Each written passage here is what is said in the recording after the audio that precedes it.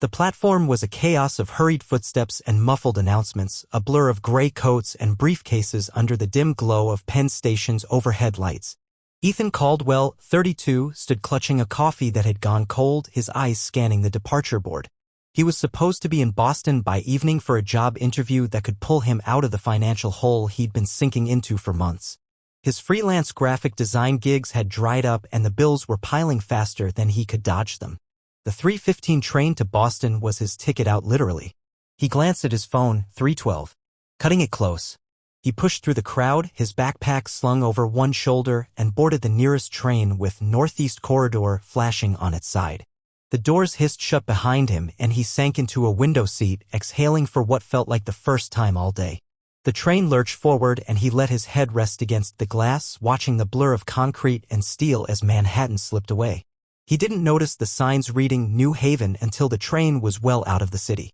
"Excuse me," he said, flagging down a conductor. "This train goes to Boston, right?" The conductor, a wiry man with a graying mustache, raised an eyebrow. "Boston? This is the 3:15 to New Haven.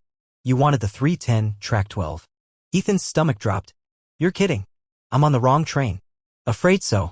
Next stop Stamford, about 40 minutes. You can get off there, catch a return to Penn, and try for the 5:30 Boston train." Ethan rubbed his temples, the weight of the mistake settling in. The interview was at 6 p.m. No way he'd make it now. He muttered a thanks and slumped back in his seat, staring out at the gray suburbs rolling by. The guy across the aisle was engrossed in a spreadsheet, oblivious to Ethan's quiet crisis. The world felt like it was spinning just fine for everyone else. Then he noticed her. She was 2 rows ahead, her head bent over a worn paperback, her dark hair spilling over one shoulder. She didn't look like she belonged in the rush of commuters, no briefcase, no earbuds, just a canvas tote bag at her feet and a scarf knotted loosely around her neck. Something about her calm made Ethan feel his own panic more sharply, like a spotlight on his unraveling day. The train slowed into Stamford and the conductor's voice crackled over the intercom. Ethan grabbed his backpack, ready to bolt, when he saw her stand and struggle with her bag. It was heavier than it looked and she wobbled, trying to hoist it onto her shoulder. Without thinking, he stepped forward.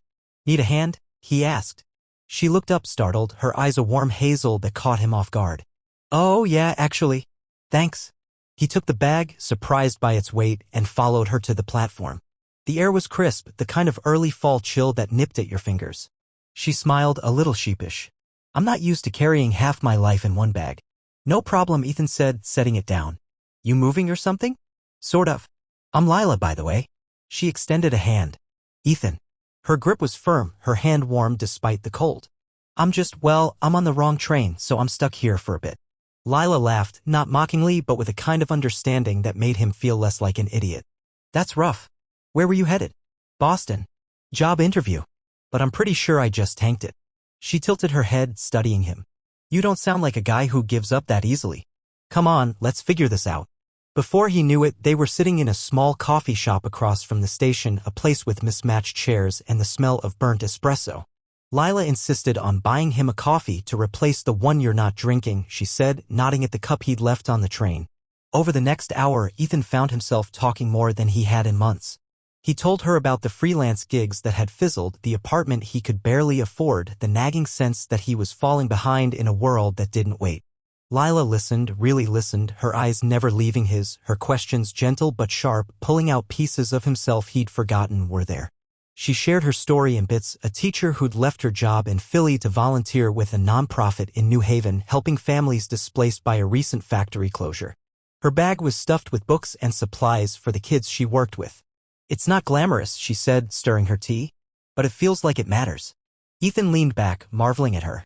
"You just up and left everything to do that?" Lila shrugged. "Someone has to. Why not me?" Her words stuck with him, simple but heavy.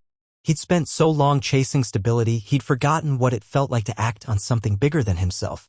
The conversation shifted, and they talked about everything: music, she loved jazz, he was all about indie rock, the best food trucks in New York, they agreed on tacos, even the weirdest jobs they'd ever had, her, scooping ice cream at a clown-themed parlor, him, designing logos for a dog grooming startup. The hours slipped by, and when he checked his phone, the 5:30 Boston train was long gone. "Damn it," he muttered. "I really screwed this up." Lila leaned forward. "Or maybe you're exactly where you're supposed to be." He laughed, thinking she was joking, but her expression was serious.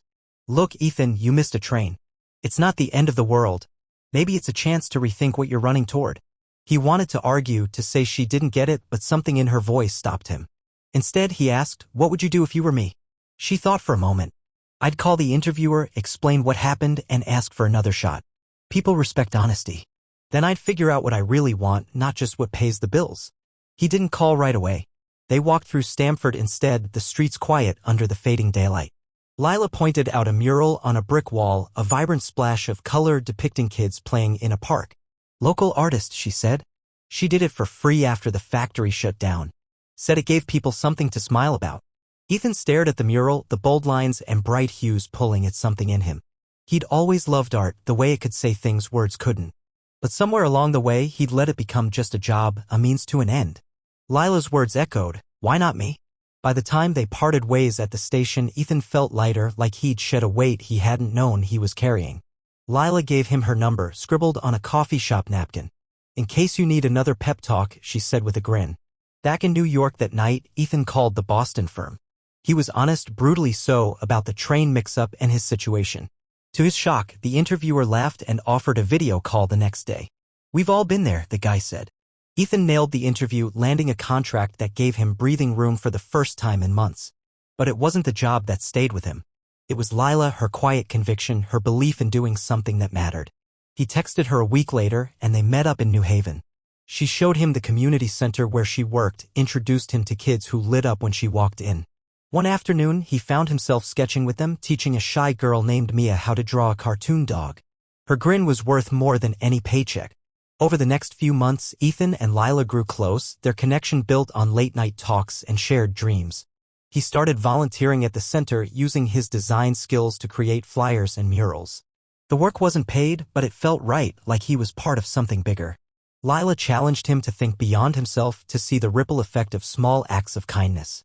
When he designed a logo for the nonprofit's fundraiser, it raised enough to keep the center open another year. The night of the event, Lila squeezed his hand and said, told you were where you were supposed to be. Years later, Ethan would look back on that wrong train as the moment his life changed. He and Lila married in a small ceremony, surrounded by kids from the center and murals they'd painted together. He still designed for clients, but he also taught art to kids who reminded him of himself, hungry for something more than the grind. Lila's selflessness had reshaped him, not into someone new but into the person he'd always wanted to be. The world didn't stop for Ethan Caldwell that day in Penn Station. But in the quiet of a wrong train and a chance encounter, he found the courage to stop for someone else, and that made all the difference.